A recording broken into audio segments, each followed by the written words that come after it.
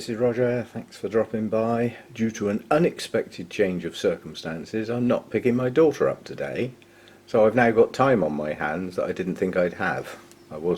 Should have been just about getting in the car to go off to get her now, but that's now going to be early tomorrow morning, and she's got to go back on Sunday, so it's quite a short visit. So I don't suspect I'll be doing any more filming till Monday. As it's a short visit, I want to spend my time with my daughter, not messing about in the grow room.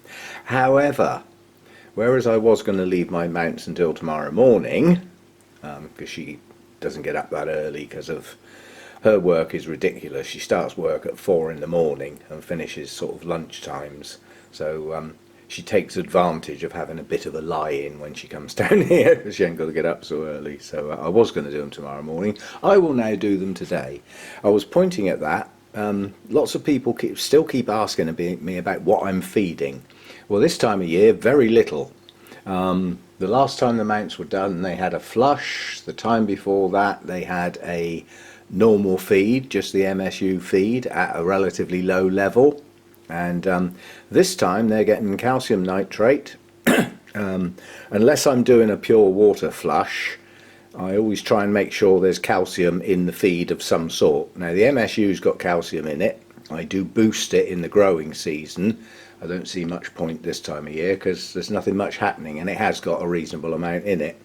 But I wanted to do a seaweed feed this time, so I put some calcium nitrate in there, which will also add a little bit of nitrogen into the mix, not a lot, and the seaweed. And the calcium nitrate went in at 60 parts per million on the TDS meter, somewhere near it. And then the seaweed took it up to 100. So it's going in at a TDS of 100 and a pH, in this case, of 6.2, which I had to artificially raise because the seaweed drops it down like a stone, and it was 4 point something, and they're not getting that. Right, out here. As this is an unexpected opportunity, I thought I'm not going to get plants down and mess about, but I just thought I'd look at things that I know have definitely got buds on. So these are things to come soon, and I can't get at quite a few of them, unfortunately. If I lift that up behind it,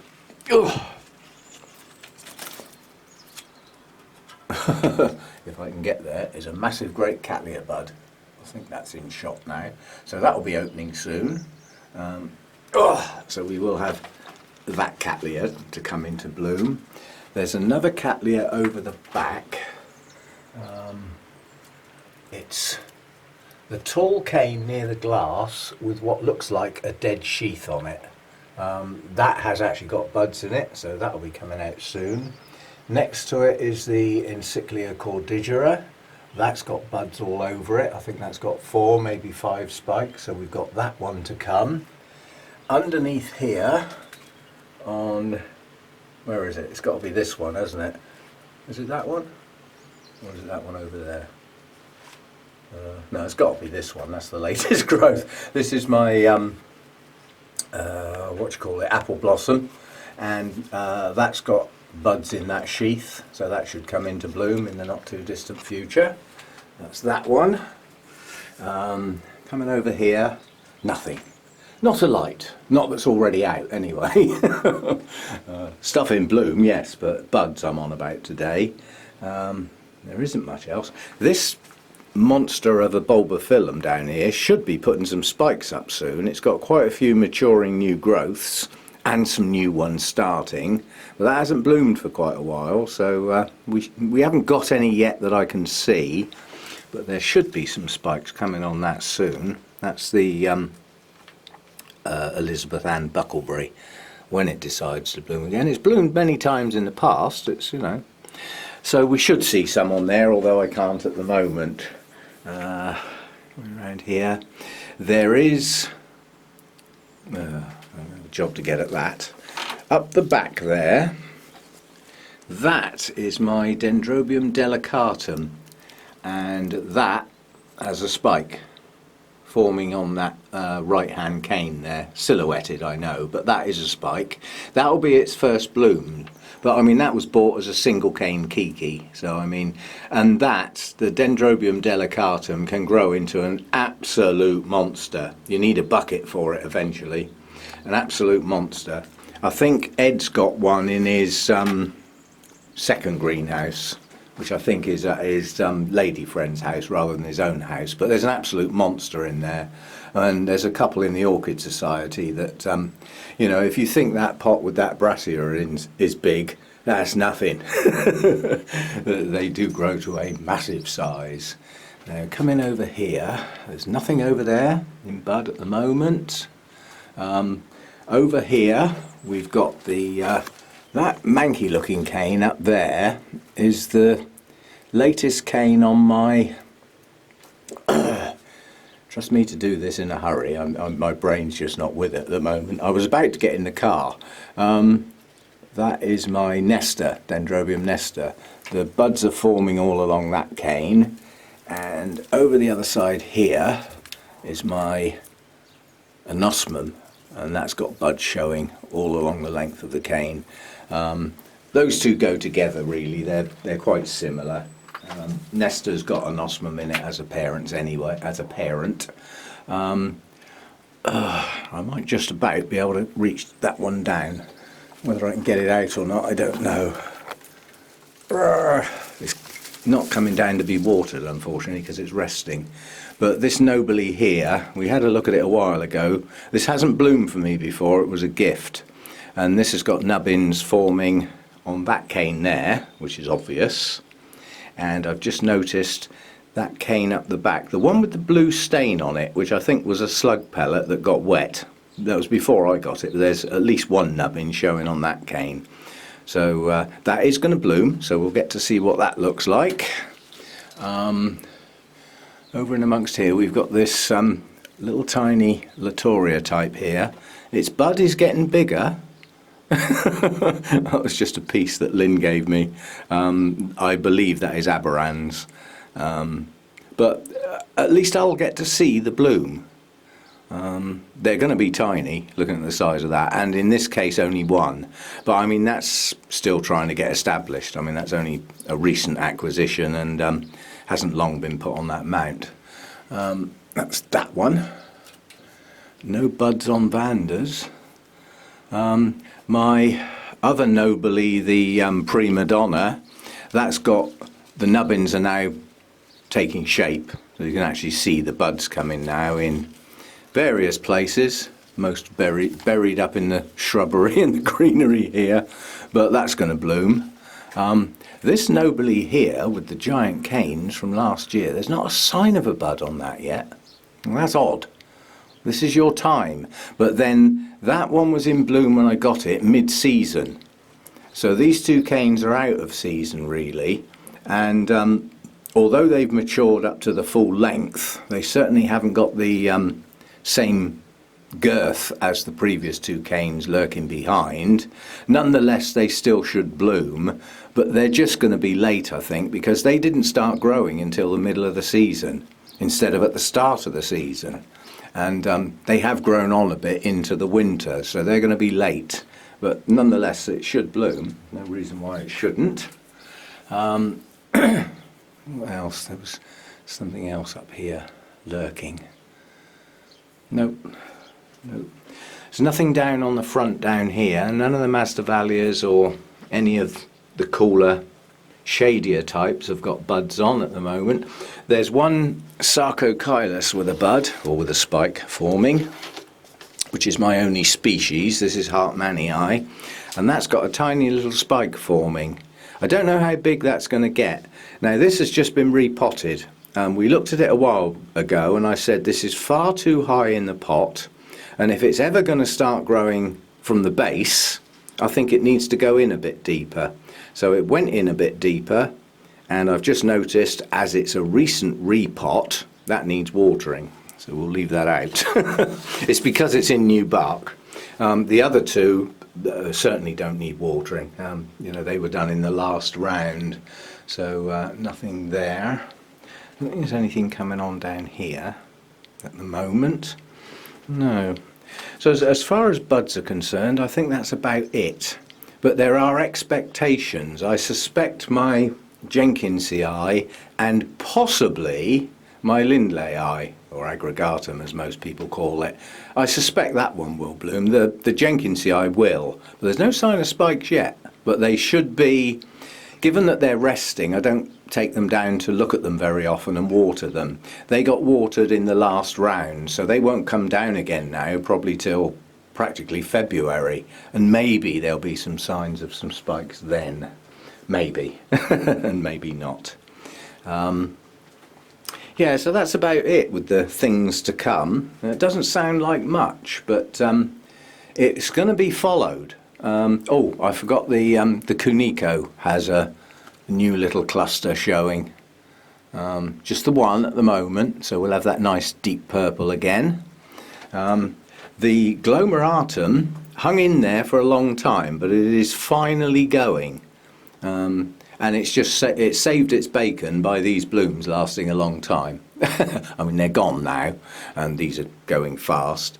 So, you know, but I mean, on the dendrobium front, we've got the primulinum and the aphyllum. Those should come into bud soon.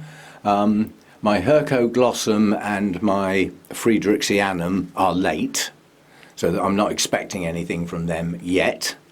But, you know, they will bloom in the not too distant future, I suppose. Just having a look at these two up here. Nothing obvious yet. I was just looking at the primulinum and the aphyllum. But those should be showing buds quite soon. You know, they're deciduous winter resters. We got a nice cluster of spikes on this Tolumnia here. That's an unnamed one until it decides to bloom, but that's got 3 spikes on it, one of which is progressing quite well. That's got quite a few buds on. Now, let me put that somewhere where it'll keep still a minute, because I want to just point out this spike here. The first bud is there, but if you look at the nature of the spike, these little nodes prior to the first bud are slightly away from the cane, and that means it's highly likely to branch from that point. But often with Tolumnias, those branches don't actually start until the buds are fully open or even starting to fade. So never be in a hurry to cut your Tolumnia spikes off. You never know, and they do often branch out somewhere down the line. If you look at this one here, the nodes, oh, I know I'm getting too close now. The nodes on here aren't pushing away, but that one is. If you look at the node at there, and that one is. It's starting to show a sort of swelling, which means it's highly likely to branch at that point. And over here, yeah, this one is probably going to branch there at that point.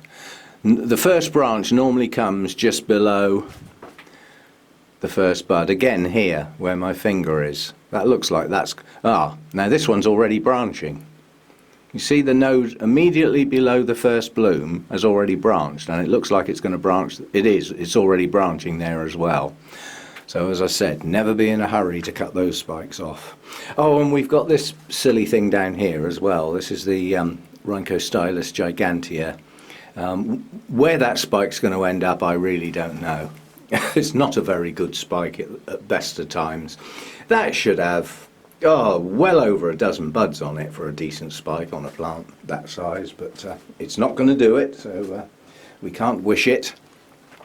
Anyway, that was just a quick, almost a silly video really, just to do something and to say that it's highly unlikely I'll be able to film anything else now until Monday. It's going to be a family weekend basically, you know, as we haven't got long together, then we'll spend it together, and I don't want to spend all my time out here messing about.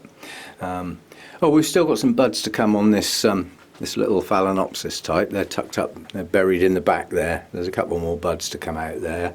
But this this particular Phalaenopsis type dendrobium never produces good spikes. Only ever produces a couple of blooms. And most Phalaenopsis types on a healthy plant have got a lot of blooms on the spikes. You know, this one only ever produces a couple. So not a very good variety, that particular one. Right, so given that I am now going to water today instead of tomorrow, and it's well after lunchtime, I need to get on with it. Because if I get any water on the plants, which I'm going to have to get some water on some plants just by the nature of, you know, like that one there. You can't water that mount without getting some water on the plant, and I don't want them going into tonight's low temperatures still, you know, with water on the leaves and everything. So I shall crack on, and hopefully I'll be back on. What I'll probably do, actually, just as a thought, so I doubt if I'll be able to do my Sunday morning chat. I'll just do it on Monday instead. So we'll have a Sunday morning chat on Monday, when you know, when I've got the time and everything. So we'll go from there. Lynn's got another video. I have to keep plugging Lynn. She keeps giving me plants, so so Lynn's got another video up, mucking about with Masdevallias in her growing area, a couple of repots and things like that, looking at some plants and losing things, which I thought was quite amusing. Oh, I must just do this. Now, where have I put that? Bang, crash, wallop. It's here somewhere. I haven't got enough places to lose things. I have to be tidy. That's just my way. Oh, and I'm not. Can I? No, I'm not going to get it out. Up in there is my Coelogene cristata, and that appears to have two spikes on it, and they've grown a couple of inches and just stalled. Now, I don't know whether that's natural, because I can't remember. It didn't bloom this time last year, so it's 2 years ago since that's bloomed, and I don't remember how quickly or slowly the spikes develop, but it has got two spikes on it, and they've grown a bit and then just stopped. Now, it might just be waiting for longer days or something, but there are some buds there lurking anyway. Oh, I got down here, now I've got to get up. Anyway, I'll hopefully do my Sunday chat on Monday, and I will see you then. So bye for now.